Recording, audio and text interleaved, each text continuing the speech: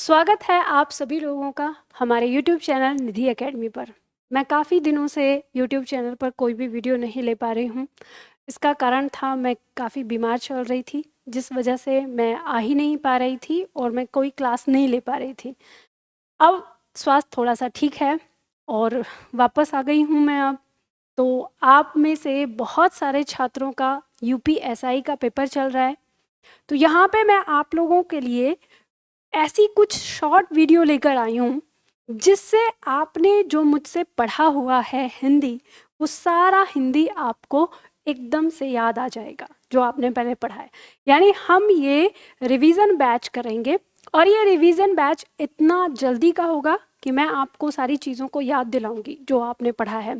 तो आप में से जिन छात्रों ने मुझसे क्लास पढ़ी है उनको ये सीधा सीधा वो सारी क्लास याद आ जाएगी जो मेरे द्वारा आपने पढ़ी हुई हैं। पर आप में से बहुत सारे छात्र ऐसे हो सकते हैं जो पहली बार मुझे देख रहे होंगे, तो उन्हें ऐसा लग सकता है कि मैं बहुत तेज़ पढ़ा रही हूँ। तो वो इस बात को ध्यान रखें कि यहाँ पर हम ये रिवीजन बैच लेकर चलेंगे, तो इसमें मैं आपको समझाऊंगी नहीं, मैं सिर्फ आपको याद दिलाऊंगी कि कौन से पॉइंट को आपको कैसे याद रखना है, क्योंकि समझा मैं आपको चुकी हूँ पहले से ही। तो अब हम यहाँ पे याद करेंगे, तो ये होगा हमारा UPSI के लिए याद करने वाला या याद आने वाला बैच। ठीक है, तो चलिए हम लोग शुरू करेंगे। आज पहला टॉपिक है हमारा वर्णमाला, तो वर्णमाला से हम इस टॉपिक को शुरू करेंगे। ठीक है, तो मैं कोशिश ये करूँगी कि मैं बहुत ज़्यादा टाइम न लेते हुए 20 से 30 मिनट में आपको पूरी वर्णमाला याद दिला दूं। तो ये है याद दिलाने वाला बैच। तो चलिए शुरू करते हैं। वर्णमाला में सबसे पहले हम जो पढ़ते हैं अपने प्रश्नों को देखते हुए, पहला प्रश्न हमारे सामने आ जाता है कि भाषा शब्द किस धातु से बना है। तो हमें ये याद रहता है कि भाषा शब्द हमारा भास धातु से बना है, यानी संस्कृत शब्द भास से बना है। फिर अगला प्रश्न हमारे सामने आ जाता है कभी कभी कि हिंदी शब्द किस भाषा का शब्द है। तो हमें यहाँ पे पता चलता है कि हिंदी हमारा फारसी भाषा का शब्द है। ठीक है, तो ये आपको एक नंबर के प्रश्न यानी एक एक पॉइंट वाले। फिर हम देखते हैं कि हिंदी भाषा की हमारी कौन सी लिपि हो सकती है। तो ये हमें याद आता है कि ये हमारी देवनागरी लिपि है। तो देवनागरी लिपि, अब देवनागरी लिपि यानी लिपि की जितने भी वर्ण होते हैं, जो लिपि के एक तरह से आकृतियाँ, जो लिपि की सारी आकृतियाँ होती हैं, तो हम उनको लिपि चिन्ह कह देते हैं। नाम हमारा आ जाता है लिपि चिन्ह। और ये लिपि चिन्ह होते क्या हैं, तो हमें पता है कि लिपि चिन्ह का मतलब है वर्ण। ठीक है, तो इसीलिए परीक्षा में कभी प्रश्न आ जाता है कि लिपि चिन्हों के क्रमबद्ध समूह को क्या कहते हैं, तो वर्णमाला कहते हैं। ये पॉइंट आ जाता है। फिर हम पढ़ते हैं, क्योंकि हिंदी भाषा पढ़ रहे हैं तो हिंदी भाषा का व्याकरण पढ़ेंगे। और व्याकरण को अगर हम बांटते हैं तो कभी प्रश्न आ जाता है कि इसमें कौन से उपसर्ग हैं। तो इसमें वी प्लस आ प्लस करण से ये बना हुआ है। करण इसमें प्रत्यय हो जाता है और वी और आ इसके दो उपसर्ग हो जाते हैं।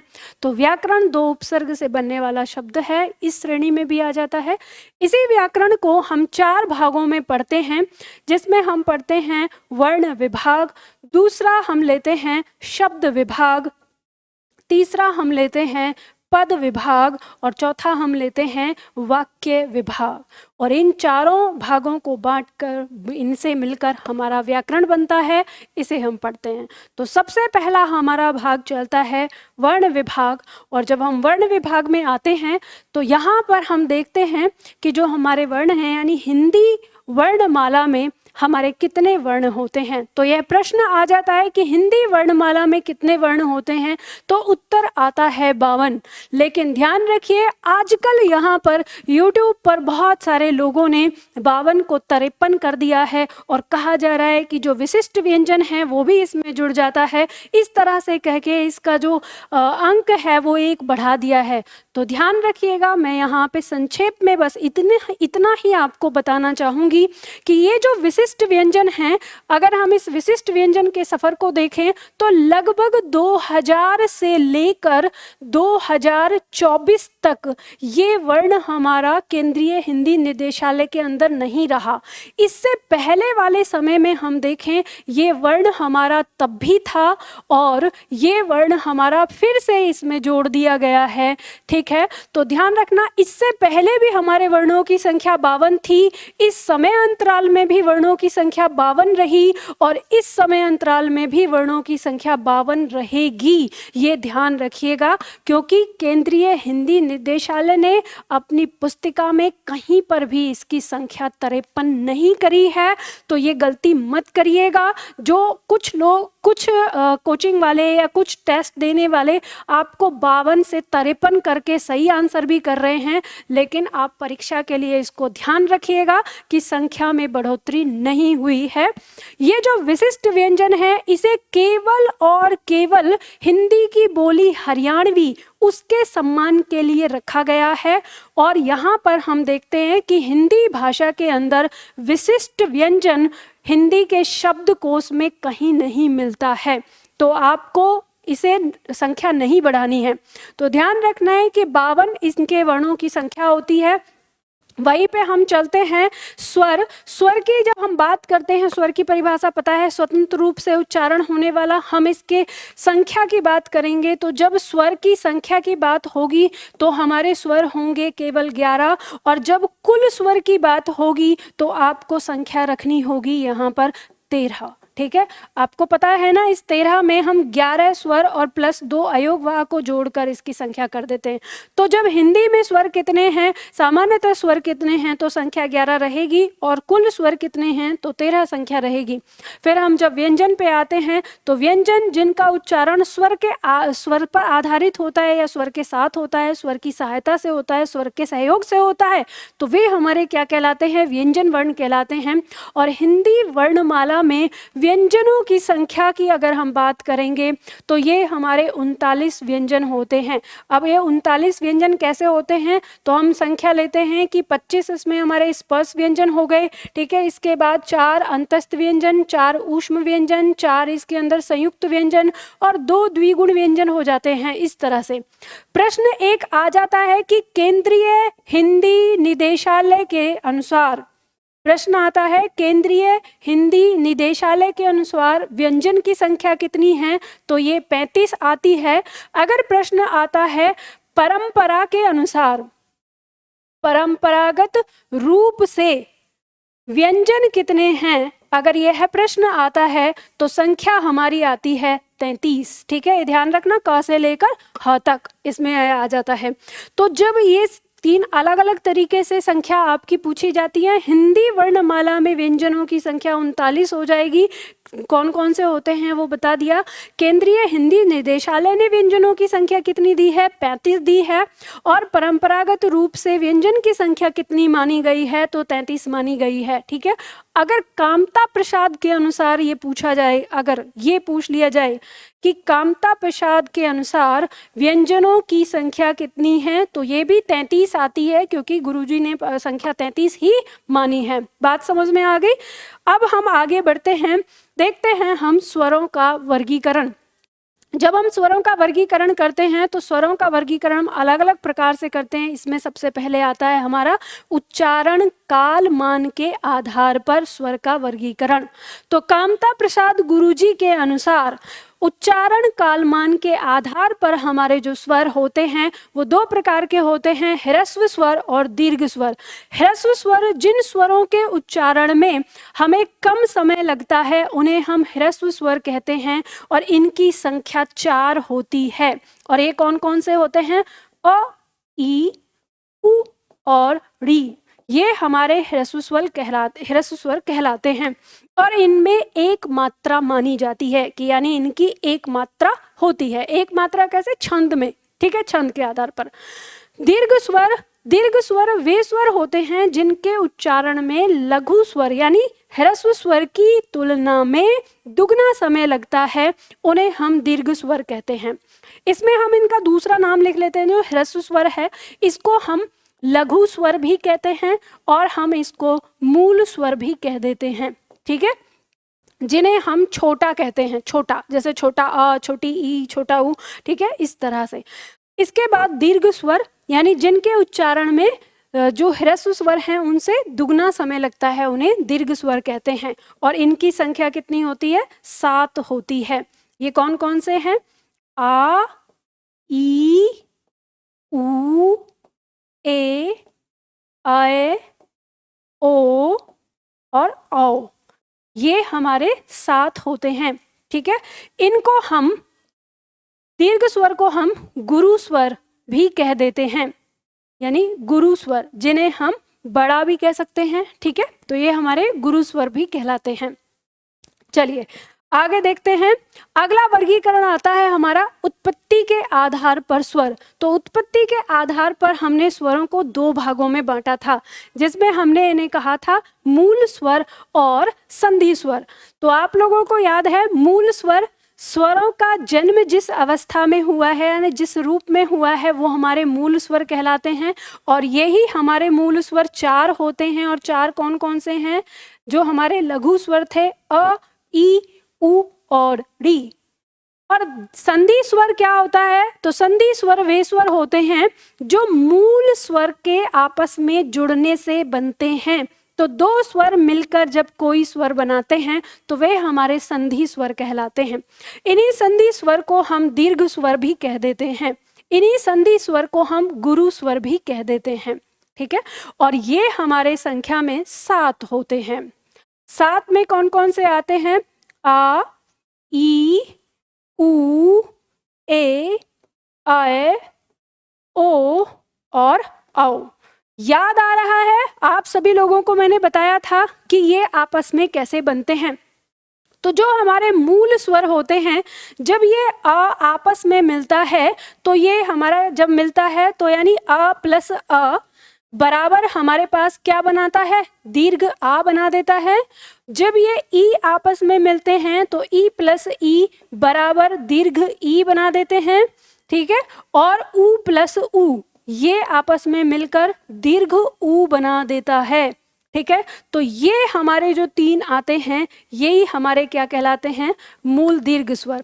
अब हमें पता है कि इन संधि स्वर को हम 2 भागों में बांट लेते हैं, मूल दीर्घ स्वर और संयुक्त स्वर। तो मूल दीर्घ स्वर में हमारे जो मूल दीर्घ में यानी दीर्घ स्वर में 3 आ जाते हैं। इन्हीं मूल दीर्घ स्वर को हम सजातीय स्वर भी कहते हैं। अब सजातीय स्वर हमने क्यों कहा है इनको? तो सजातीय स्वर हम इसलिए कहते हैं क्योंकि ये समान जाति से बने हैं। तो जो समान से बने हैं वो सजातीय स्वर कहलाते हैं। परीक्षा में प्रश्न आ जाता है ना, सजातीय स्वर कौन से हैं? तो जो हमारे मूल दीर्घ स्वर हैं, इन्हीं को हम सजातीय स्वर, या हम इनको दूसरा नाम सवर्ण, सवर्ण के नाम से, सवर्ण स्वर के नाम से हम इनको जानते हैं, ठीक है। बात समझ में आ गई? फिर जब हमारे ये मूल स्वर आपस में जुड़ते हैं, यानी स्वयं में ना जुड़कर आपस में जुड़ते हैं, तो ये हमारे संयुक्त स्वर बनाते हैं। तो इसमें हमारा क्या होता है, किस तरह से बनता है? तो जो हमारे अ के साथ अगर ई जुड़ता है तो ए बनाता है, ठीक है। और अगर अ के साथ फिर से ए जुड़ता है तो आए बनाता है। वहीं अगर अ के साथ ऊ जुड़ता है तो ओ बनाता है। और अगर अ के साथ फिर से ओ जुड़ता है तो औ बनाता है। याद आ गया ना आपको ये सारा? तो देखो, जिन्होंने मुझसे पढ़ा है उन्हें ये सारा पॉइंट अच्छे से याद आ गया होगा। अब जिन्होंने मेरी क्लास नहीं पढ़ी है तो मैं उनसे कहूँगी, अगर वो पढ़ना चाहते हैं मुझसे क्लास, तो जो निधि एकेडमी एप्लीकेशन है मेरा, डाउनलोड कर लीजिए, वहाँ से आप पूरी क्लास ले सकते हैं, ठीक है। तो ये पॉइंट आपको समझ में आया। अब इसी से आपको याद आ गया होगा कि सजातीय और विजातीय 2 पॉइंट होते हैं। तो विजातीय स्वर, इन्हीं को हम संयुक्त स्वर के साथ साथ विजातीय स्वर भी कहते हैं। और विजातीय स्वर हमने इनको क्यों कहा है? क्योंकि ये 2 अलग अलग स्वर से मिलकर बने हैं, इसलिए हमने इनको विजातीय स्वर कहा है। और इन्हीं विजातीय स्वर को हम असवर्ण भी कह देते हैं। यानी सवर्ण में जो हमारा शब्द है सवर्ण, सवर्ण में हमने अ लगा दिया तो जो सवर्ण नहीं है तो असवर्ण स्वर हो जाते हैं, ठीक है। 2 अलग अलग नाम हैं, मूल दीर्घ स्वर, सजातीय स्वर, सवर्ण स्वर, तीनों एक हो गए। और संयुक्त स्वर, विजातीय स्वर, असवर्ण स्वर तीनों एक हो गए। ठीक है, इस तरह से ये आपको याद हो जाता है उत्पत्ति के आधार पर स्वर। अब हम यहाँ पर देखते हैं, आगे आता है हमारा जीभ के प्रयोग के आधार पर स्वर। तो जीभ के प्रयोग के आधार पर ये हमारे 3 प्रकार के होते हैं, अग्र स्वर, मध्य स्वर और पश्च स्वर। याद आया? तो कैसे हम इसे जानते हैं? यानी जिन स्वरों के उच्चारण में जीभ का अगला भाग काम करता है वे हमारे अग्र स्वर कहलाते हैं। और ये कौन कौन से हैं हमारे? लघु ई, दीर्घ ई, ड़ी, ए और अ, ये हमारे अग्र स्वर कहलाते हैं। और जीभ के यानी जिन स्वरों का उच्चारण जीभ के मध्य भाग से होता है वे हमारे मध्य स्वर कहलाते हैं। और इसमें हमारे पास एक ही वर्ण होता है, एक ही स्वर होता है मध्य स्वर में, वो होता है अ। ठीक है। और पश्च स्वर, पश्च स्वर हमारे वे स्वर हैं जिनके उच्चारण में जीभ का पिछला भाग काम करता है। और इसमें आता है हमारा दीर्घ आ, उ, ऊ, ओ, आओ। ध्यान देना, अभी हम जितने भी स्वर की बात कर रहे हैं सारे हम जो रख रहे हैं वो 11 स्वर में ही इनका वर्गीकरण करते हैं। ठीक है, तो 11 स्वर में हम इनको लेकर चलते हैं। आगे देखेंगे यहाँ पर होठों की स्थिति पे, अगला हमारा आता है होठों की स्थिति के आधार पर स्वर। तो होठों की स्थिति के आधार पर यानी जब हम इनका उच्चारण करते हैं तो हमारे होठों की स्थिति कैसी होती है, इस आधार पर हमारे ये स्वर 2 प्रकार के होते हैं, आवृतमुखी और वृतमुखी, ये 2 प्रकार के। अब देखो इसमें आपको इसी से याद रख लेना, यानी इनके उच्चारण में होठ गोलाकार, यानी अगर यहाँ पे बात करें तो बात करें क्या मतलब यहाँ पे क्या हो रहा है, एक कॉमन शब्द हमें दिख रहा है ना, वृत्त। वृत्त यानी होठ का गोलाकार होना, इसी से आपकी परिभाषा बढ़ जाती है। आवृतमुखी स्वर वे स्वर होते हैं जिनके उच्चारण में होठ गोलाकार नहीं होते हैं। अ माने नहीं यहाँ पर, यानी वृत्त नहीं होते, वृत्तमुखी नहीं होते। तो जिनके उच्चारण में होठ गोलाकार नहीं होते वे हमारे आवृतमुखी में आ जाते हैं। और ये कौन कौन से स्वर हैं? अ, आ, ई, ई, ड़ी, ए, अ, ये हमारे आवृतमुखी स्वर होते हैं। और वृत्तमुखी जिनके उच्चारण में होठ हमारे गोलाकार होते हैं उन्हें हम क्या कहते हैं? वृत्तमुखी में रखते हैं। और ये हमारे स्वर कौन से हो जाएंगे? तो इसमें हो जाएगा हमारा छोटा ऊ, बड़ा ऊ यानी उ, ऊ, ओ और आओ। ठीक है, ये आ जाते हैं। तो इस तरह से ये हमारे होठों की स्थिति के आधार पर स्वर आ जाते हैं। तो ये स्वरों का वर्गीकरण था, स्वर से संबंधित पॉइंट था। अब यहाँ पे अगर हम देखें कि इनका उच्चारण स्थान, तो अब हम अगर स्वर के उच्चारण स्थान की बात करें तो हमारे स्वर का उच्चारण स्थान किस तरह से आता है, यहाँ हम देखेंगे ये वर्ण और यहाँ हम देखेंगे उच्चारण स्थान।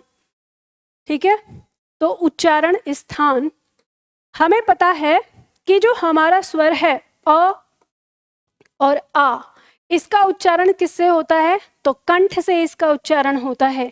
ठीक है, फिर हम देखते हैं ई, इनका उच्चारण किससे होता है? तो तालु से इसका उच्चारण होता है।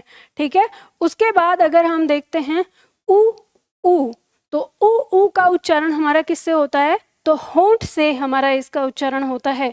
और फिर आता है हमारा ड़ी, तो ड़ी का उच्चारण हमारा किससे होता है? तो मूर्धा से होता है इसका उच्चारण। तो ये मूर्धा उच्चारण स्थान हो जाता है। अब हमारे पास बचता है ए और अय। तो ए और अय का उच्चारण स्थान, तो मैंने आपको याद करना सिखाया था कि ये किससे बने हैं, इनमें अ और ई का प्रयोग हुआ है। तो अ मतलब कंठ और ई मतलब तालु, तो इसका उच्चारण स्थान कंठ और तालु से होता है, कंठ और तालु से होता है। ठीक है, और वहीं पर हम जब ओ और औ का प्रयोग देखते हैं कि ओ और औ का उच्चारण, तो हम जानते हैं कि उत्पत्ति के आधार पर अभी हमने देखा अ प्लस उ के मेल से ये बना होता है। तो इसका उच्चारण अ यानी कंठ और उ यानी होठ। तो ये हमारा कंठ और होठ के उच्चारण से होता है। याद आया? ठीक है, आपको याद आ रहा होगा जब मैंने आपको पढ़ाया है। ठीक है, तो ये कंठ और होठ। अब हम अगर इनका वर्ग देखेंगे तो हमें वर्ग अपने आप याद हो जाएगा, जो कि मैंने बताया है कि कंठ से कंठ है, तालु से तालव्य, होठ से ओष्ठ और मूर्धा से मूर्धन्य। कंठ और तालु से कंठ तालव्य और कंठ और होठ से कंठोष्ठ हमें याद हो जाता है। ठीक है, तो हम इसे बहुत अच्छे से याद कर लेते हैं। चलिए, अब आगे आता है हमारा व्यंजन। जब हम व्यंजन की बात करते हैं तो हमने व्यंजन के बारे में जान ही लिया, संख्या मैंने आपको बता दी वहां पर। अब देखते हैं कि व्यंजन हमारे कितने प्रकार के होते हैं। तो ध्यान देना है कि जो हम यहाँ पे देख रहे हैं 39 व्यंजन जो हिंदी के हमारे आते हैं, उनमें देखते हैं, इन्हें हम 5 भागों में बांट लेते हैं। स्पर्श व्यंजन। स्पर्श व्यंजन ध्यान रखिए, हमें पता है कि जो हमारा क ख, अब हम इसको जल्दी से फटाफट से लिख लेंगे ताकि हम आगे के लिए इसे समझ लें। इन सब के नीचे हल रहेगा, हमें पता ही है, व्यंजन लिख रहे हैं तो च छ ज झ। अगर आप लोगों ने इनको याद नहीं किया है, जो ये दिए मैंने आपको वर्णमाला बताई थी, तो आपको परेशानी होने वाली है। अगर आपने इनको याद कर लिया है अच्छी तरह से, तो फिर आगे जितने भी पॉइंट हम यहाँ पढ़ेंगे, किसी में भी हमको कोई परेशानी नहीं होगी। ये आपको याद रखना है। ठीक है, त थ द ध न। ठीक है, फिर हमारा आता है प फ ब भ और म। तो क से लेकर और क से लेकर म तक जो हमारे स्वर होते हैं, सॉरी स्वर नहीं, व्यंजन। ठीक है, तो क से लेकर म तक जो हमारे व्यंजन होते हैं, ये हमारे व्यंजन क्या कहलाते हैं? स्पर्श व्यंजन कहलाते हैं। अब इन्हीं स्पर्श व्यंजन को हमने वर्गीय व्यंजन भी नाम दिया। और वर्गीय व्यंजन हमने नाम क्यों दिया? क्योंकि हम इन्हें वर्गों में बांटते हैं। यहाँ से लेके यहाँ तक ये 5 हमारे क वर्ग कहलाते हैं। यहाँ से लेके यहाँ तक ये 5 हमारे च वर्ग कहलाते हैं। यहाँ से यहाँ तक ये 5 हमारे ट वर्ग कहलाते हैं। और यहाँ से लेके यहाँ तक ये 5 हमारे त वर्ग कहलाते हैं। और यहाँ से लेके यहाँ तक ये हमारे प वर्ग कहलाते हैं। याद है ना ये चीज? अब वहीं पे हम इनको ऊपर से लेके नीचे तक, क से ये पहले जो 5 हैं, ये हमारे प्रथम वर्ण कहलाते हैं, अपने अपने वर्ग के प्रथम वर्ण। और ये 5 हमारे अपने अपने वर्ग के द्वितीय वर्ण कहलाते हैं। और ये 5 हमारे अपने अपने वर्ग के तृतीय वर्ण कहलाते हैं। और ये 5 हमारे अपने अपने वर्ग के चतुर्थ वर्ण कहलाते हैं। और ये 5 हमारे अपने अपने वर्ग के पंचम वर्ण कहलाते हैं। और इन्हीं पंचम वर्ण को हम अनुनासिक कहते हैं, हम इन्हें नासिक भी कहते हैं, हम इन्हें पंचमाक्षर भी कहते हैं। तीनों पॉइंट याद हो गए? यहाँ से प्रश्न आ जाता है परीक्षा में। ठीक है, अब ये पूरा क्या बन गया? वर्ग बन गया। तो ये वर्ग बन गया, तो यही हमारे क्या कहलाते हैं? वर्गीय व्यंजन कहलाते हैं। स्पर्श व्यंजन इनको हम क्यों कहते हैं? क्योंकि जिन व्यंजनों के उच्चारण में जीभ मुख के किसी न किसी भाग को स्पर्श करके गुजरे मतलब स्पर्श करती हो, वे वर्ण हमारे स्पर्श व्यंजन कहलाते हैं। तो हमें इनके बारे में पता चल गया। अब यहाँ पे देखेंगे, अब इनके उच्चारण स्थान हमें पता है। इसका उच्चारण कंठ से होता है, इसका उच्चारण तालु से होता है, इसका उच्चारण मूर्धा से होता है, इसका उच्चारण दंत से होता है, और इसका उच्चारण हमारा होठों से होता है। उच्चारण स्थान भी हमको याद है। हम बात करेंगे अंतस्थ व्यंजन की। अंतस्थ व्यंजन यानी जिन व्यंजनों का उच्चारण स्वर और व्यंजन के मध्य पाया जाता है, उन्हें अंतस्थ व्यंजन कहते हैं। इनकी संख्या 4 होती है। ये कौन से होते हैं? य, र, ल, व। ये हमारे 4 वर्ण जो हैं, ये हमारे क्या कहलाते हैं? अंतस्थ व्यंजन कहलाते हैं। फिर बात आती है हमारे ऊष्म व्यंजन की। तो यानी जिन व्यंजनों के उच्चारण में हमारी जीभ मुख के किसी भाग पर रगड़ खाकर निकले और ऊष्मा उत्पन्न करे, उन्हें हम ऊष्म व्यंजन या संघर्षी व्यंजन कहते हैं। याद आया? ये भी हमारे कितने होते हैं? इनकी भी संख्या 4 होती है। और ये कौन से होते हैं? जिसमें हमारा तालु श, मूर्धा श, दंत स और ह होता है। ठीक है, ये हमने इनके बारे में पूरा जाना। फिर अगला आता है हमारा संयुक्त व्यंजन। और संयुक्त व्यंजन ये वे व्यंजन होते हैं जो दो व्यंजनों के योग से बने होते हैं, ये हमारे संयुक्त व्यंजन कहलाते हैं। इनकी संख्या हिंदी भाषा में 4 मानी गई है। और इसमें आता है हमारा क्ष, जो किसके मेल से बना है, जो हमारे क और मूर्धा श के मेल से बना होता है। फिर आती है हमारी संख्या, फिर अगला वर्ण आता है हमारा त्र। त्र में हम देखते हैं ये हमारा त और यानी ये हमारा वर्ण त प्लस र के मेल से बना होता है। ठीक है, फिर आता है हमारा ज्ञ या श्र हम रख देते हैं, जो हमारा किसके मेल से बना होता है, ज और य के मेल से बना होता है। और फिर आती है हमारी अगला वर्ण श्र, जो हमारा तालु श और र के मेल से बना होता है। तो आपकी परीक्षा में यहाँ से पॉइंट आ जाता है। तो इस तरह से पॉइंट हो गया। इसके बाद अगले वर्ण आते हैं हमारे द्विगुण व्यंजन।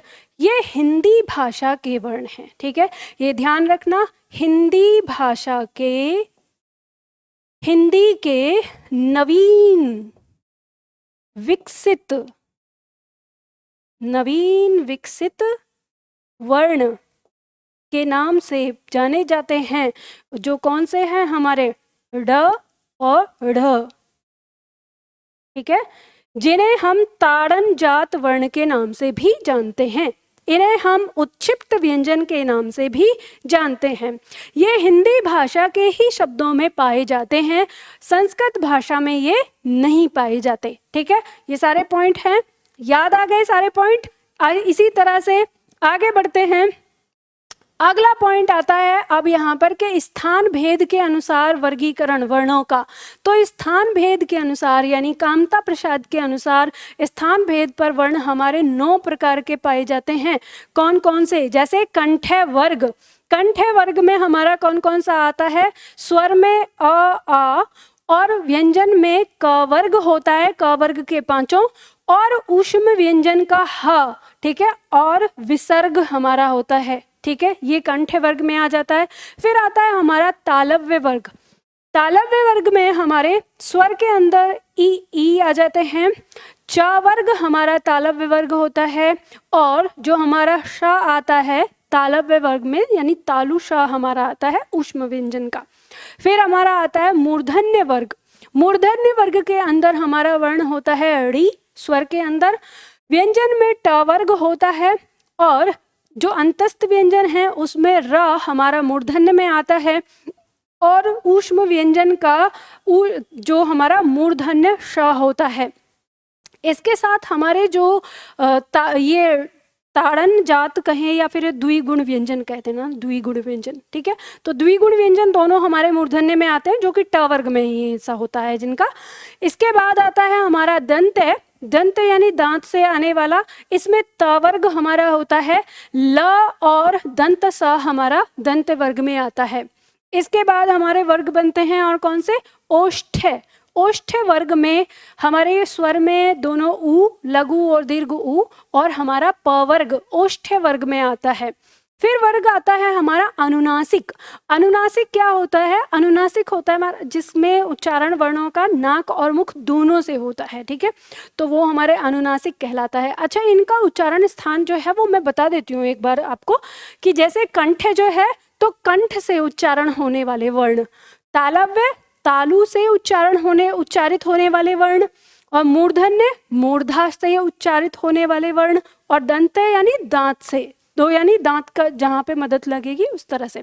ओष्ठ्य में आ जाएगा होठ से उच्चारित होने वाले, और अनुनासिक में आ गया नाक और मुंह दोनों की सहायता से उच्चारित होने वाले। कंठ तालव्य कंठ और तालु की मदद से उच्चारित होने वाले वर्ण, तो इसमें हमारे ए और अय आता है। फिर आता है कंठोष्ठ्य। कंठोष्ठ्य वर्ग में हमारे आ जाते हैं कंठ और होठ की मदद से उच्चारित होने वाले वर्ण, जिसमें हमारे ओ अ आ जाते हैं। और फिर आता है हमारा दंतोष्ठ्य। दंतोष्ठ्य में आता है जो दांत और होठ यानी ऊपर के दांत और नीचे का होठ मिलकर जिसका उच्चारण करता है, और ये हमारा वर्ण हिंदी में व होता है, तो ये दंतोष्ठ्य वर्ग का कहलाता है। तो इस तरह से इनकी जो संख्या है वो 9 होती है, जो स्थान के आधार पर है, यानी उच्चारण के आधार पर जब हमने स्थान रखे हैं वर्णमाला के अंदर, वो हमारे 9 हो जाते हैं। ठीक है, इसके बाद हम आगे बढ़ते हैं वर्णों का वर्गीकरण। जब हम इन सारे वर्णों का वर्गीकरण करते हैं दो अलग अलग आधारों पर, वो कौन कौन से दो अलग आधार होते हैं? तो इसमें आता है हमारा घोषत्व का आधार और प्राणतत्व का आधार। देखो, घोषत्व का आधार होता है जिसमें हम जब इनका उच्चारण करते हैं तो हमारे स्वर तंत्र में जो जब हम बोल रहे होते हैं तो कंपन उत्पन्न, यानी घोष उत्पन्न होता है। घोष का मतलब होता है कंपन होना एक तरह से। तो कंपन होना और कंपन नहीं होना, या कम होना या ज़्यादा होना, तो इसके आधार पर, हमारे घोषत्व के आधार पर हम इन्हें बांटते हैं। और फिर आता है प्राण तत्व, यानी जब हम इनका उच्चारण करते हैं तो प्राण तत्व यानी हवा, हमारे इनके उच्चारण में हमारे मुख से हवा कितनी निकल रही है, सांस कितनी निकल रही है, इस आधार पर हम इसको बांटते हैं। तो उसी दो आधारों को हम देखेंगे वर्णों में। यहाँ पर ध्यान देना, जो हम इन वर्णों की बात कर रहे हैं तो इसमें हमारे 11 स्वर प्लस 33 व्यंजन जो परंपरागत रूप से हैं, क से लेकर म तक, क से लेकर ह तक वाले, और प्लस 2 अयोगवा यानी अनुस्वार और विसर्ग। तो कुल मिला के हम इनको 46 वर्णों के अंदर यहाँ पर देखते हैं। ठीक है, तो उसके अंदर बाकी और अन्य वर्णों को हम इस वर्ग में नहीं, इस वर्गीकरण में नहीं रखते। और अन्य को, मान लो आपका मन करे, आप ये कहें कि मैम संयुक्त वर्ण का स्थान बता दो घोषत्व के आधार पर या प्राण तत्व के आधार पर, तो वो उनको हमने नहीं रखा है। ठीक है, हम यहाँ पर देखते हैं सबसे पहले घोषत्व के आधार पर। तो यानी जब हम वर्णों का उच्चारण करते हैं तो हमारे स्वर तंत्र में जो कंपन होता है और कंपन नहीं होता है, उसके आधार पर 2 वर्गीकरण हमारे होते हैं। एक हम करते हैं अघोष और एक कहते हैं हम सघोष। तो हमको पता ही है कि अघोष वर्ण वे होते हैं जिनके उच्चारण में हमारे स्वर तंत्र में कंपन नहीं होता है या न के बराबर होता है, तो उन्हें हम क्या कहते हैं? उन्हें हम अघोष कहते हैं। ठीक है, उसी तरह से अब हम यहाँ पर देखेंगे कि जो हमारे, और इसी तरह से सघोष आ जाता है, यानी जिन वर्णों के उच्चारण में हमारे स्वरतंत्र में घोष यानी कंपन उत्पन्न होता है तो उन्हें हम सघोष, इन सघोष को हम घोष भी कहते हैं। याद आ गया सब? ठीक है, चलो अब इसमें उदाहरण देखेंगे, इनमें हैं कौन कौन से। तो देखो, हम लोगों ने देखा था कि जो हमारा अघोष वर्ण है इसमें क्या होगा? अघोष में हर वर्ग का पहला और दूसरा, और जो हमारे ऊष्म व्यंजन हैं उसमें तालु श, मूर्धा श और दंत श। ठीक है, ये हमारे अघोष वर्ण में आते हैं जब हम इन्हें अघोष के अंदर रखते हैं। इनको याद करने का मैंने तरीका बताया था, या इससे पहले हम सघोष में भी लिख लेते हैं। सघोष में हमारे कौन कौन से आते हैं? तो अब जो यहाँ पे जो आ गए, अब इनसे जो शेष रह गया, तो क्या रह गया? हमारा तीसरा शेष रह गया, हर वर्ग का तीसरा। ठीक है, तो हर वर्ग का तीसरा, चौथा और पांचवा। हर वर्ग का तीसरा, चौथा, पांचवा, और इसके साथ जो हमारा अंतस्थ व्यंजन है, अंतस्थ व्यंजन, और जो बचा हमारा ह, और उसके साथ हमारे सभी स्वर। ठीक है, तो सभी स्वर इसके अंदर आ जाएंगे। तो अब हम इनको चाहें तो हम इनका मैंने बताया ही था, इसमें आराम से बना सकते हैं। अघोष वर्ण के लिए हमने एक बनाया था शॉर्ट ट्रिक कि अघोष पहले को 1 लिख सकते हैं, दूसरे को 2 लिख सकते हैं, और इन तीनों श को एक स में परिवर्तित कर दो इस तरह से। इस स का मतलब ये समझना तीनों है ना। तो अघोष 12 स, तो अघोष 12 स से आपको ये याद रहेगा कि तीनों श और पहला और दूसरा। ठीक है, और अब यहाँ पे जो बचा वो हो जाएगा हमारा सघोष। तो इसे भी आप लिख सकते हो कोड बना के। बच गया तीसरा, चौथा, पांचवा, ठीक है। उसके बाद अंतस्थ, तो अंतस्थ को सिर्फ अंत भी रख सकते हो याद रखने के लिए, अंतस्थ स्वर है, ऐसे कर सकते हो, ठीक है। अंतस्थ स्वर है, इतना आपको याद देखेंगे तो यहाँ पे आपको ये कोड मिल जाएगा कि सघोष 345 अंतस्थ स्वर है। इस तरह से पॉइंट समझ में आ गया। चलो आगे बढ़ते हैं, अगला पॉइंट लेते हैं। प्राण तत्व के आधार पर, प्राण तत्व के आधार पर जब वर्गीकरण करते हैं तो दो प्रकार में, तो वही कि यानी सांस लेने में और सांस नहीं लेने में, तो मतलब सांस कितना लेने में, सॉरी सांस लेने और नहीं, वो तो कंपन वाला था। सांस कितना निकल रहा है किसी वर्ण के उच्चारण में, तो जब हम देखते हैं कि जिन वर्णों के उच्चारण में हमारा जो सांस है वो कितना निकलता है, अल्प यानी कम, तो उन्हें हम क्या कहते हैं, अल्प प्राण वर्ण कहते हैं। और जिन वर्णों के उच्चारण में सांस हमें क्या निकलता है, महा यानी ज़्यादा, अधिक निकलता है, तो उन्हें हम महाप्राण वर्ण कहते हैं। अब इसमें हम देख लेंगे कौन कौन से आते हैं। तो देखो अल्प प्राण में हम देखते हैं कि हर वर्ग का, इसमें हमारा आ जाता है कि हर वर्ग का पहला, तीसरा, ठीक है, पहला, तीसरा और पांचवा,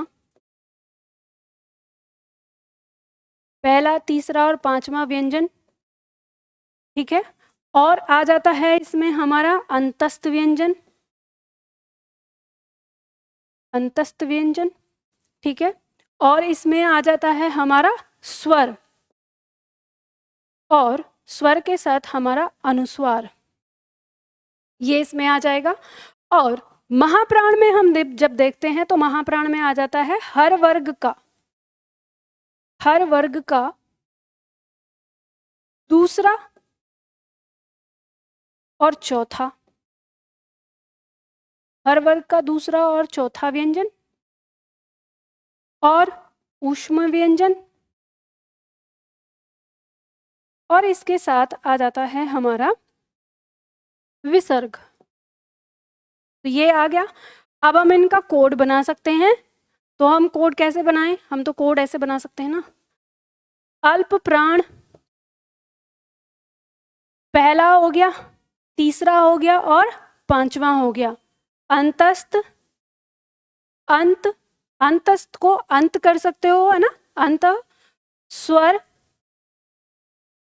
अनुस्वार, ठीक है। ये आपका एक कोड बन गया।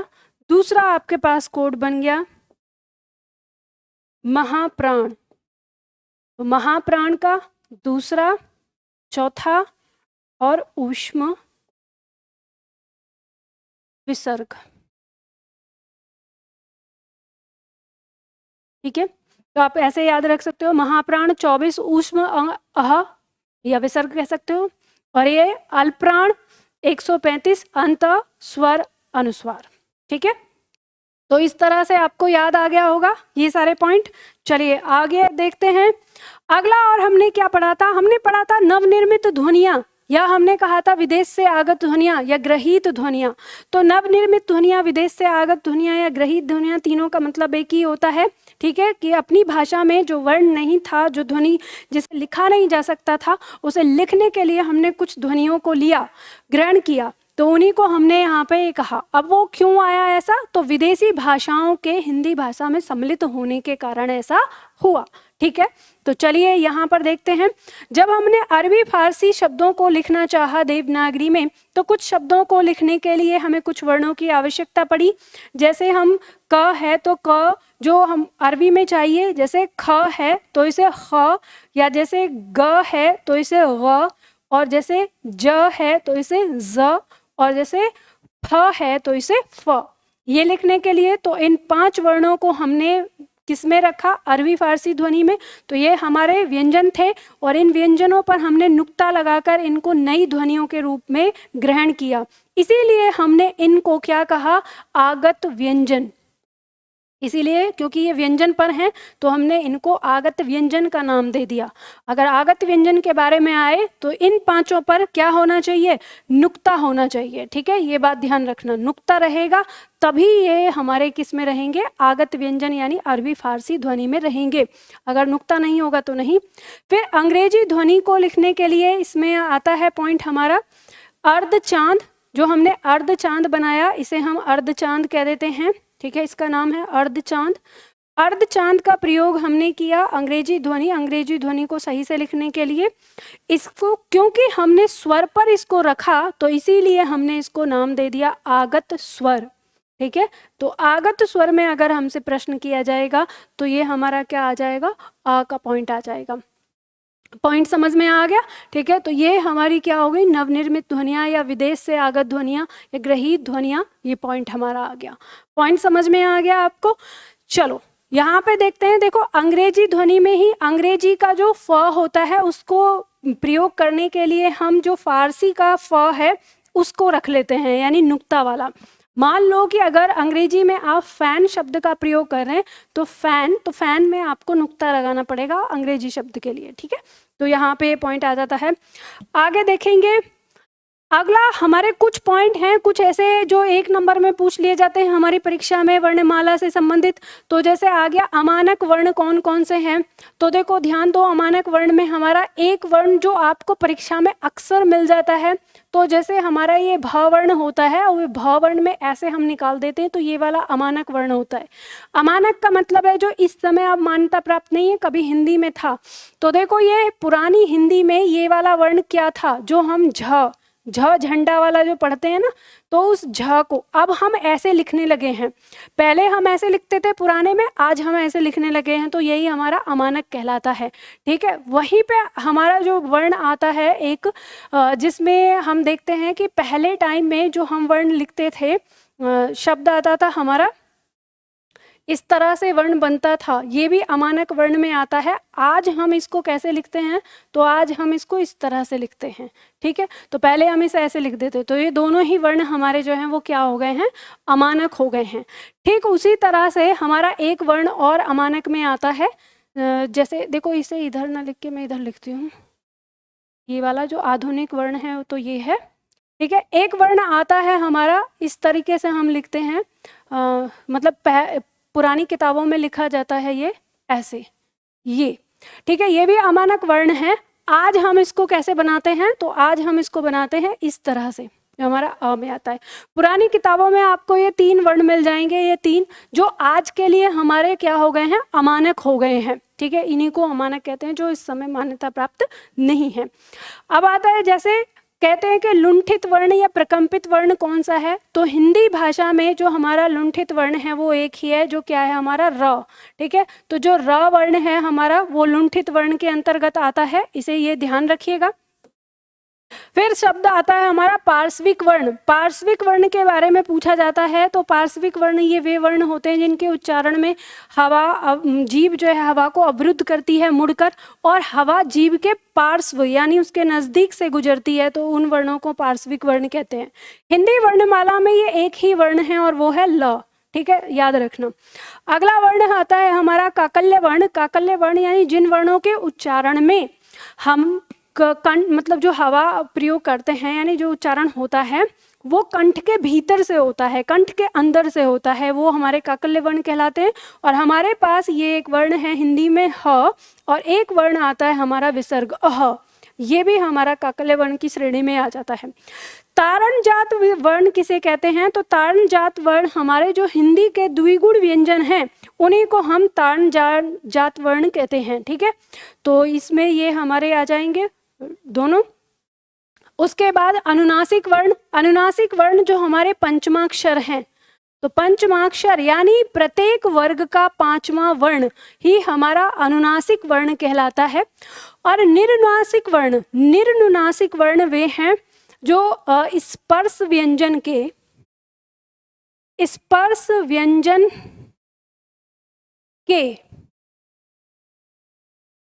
प्रथम, द्वितीय, तृतीय और चतुर्थ वर्ण। ठीक है, स्पर्श व्यंजन के प्रथम, द्वितीय, तृतीय और चतुर्थ वर्ण जो होते हैं वो निर्नुनासिक वर्ण कहलाते हैं, और अनुनासिक वर्ण जो पंचमाक्षर हैं वो हमारे सभी पंचमाक्षर यानी प्रत्येक वर्ग का 5वां वर्ण अनुनासिक वर्ण कहलाता है। तो ये आपके जो शॉर्ट 1 नंबर के थे ये पॉइंट है।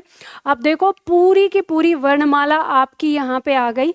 तो जिन छात्रों ने मुझसे क्लास ली है उनको ये बहुत आसानी से समझ में आ गया होगा, क्योंकि इसमें बहुत ज़्यादा कोई ऐसा नहीं है कि समझने वाली ऐसी बात है। मैंने यहाँ पे आपको याद दिलाया है जो मैंने आपको विस्तार से उदाहरण के साथ अच्छे ढंग से पढ़ाया है।